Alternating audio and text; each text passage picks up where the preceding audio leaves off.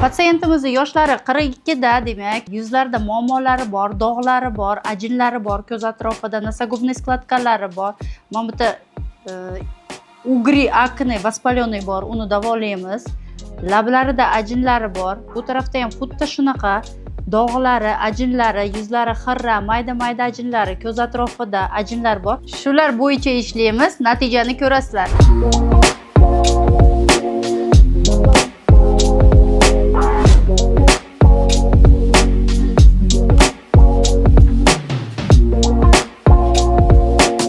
Farqini ko'ryapsizlarmi? Muolajalarimiz, nasogubkalarimiz yayildi, lablarimiz, ajinlari yayildi, yuzlari tiniqlashdi, ajinlari yo'q, mayda ajinlari bor, po'ralari kichaydi, dog'lari ochardi va yuzlari yaltirab, tiniqqa yosh boladaqa yuzlari bo'lib qoldi. Siz ham shunaqa natijani xohlasalaring, direktdan murojaat qiling.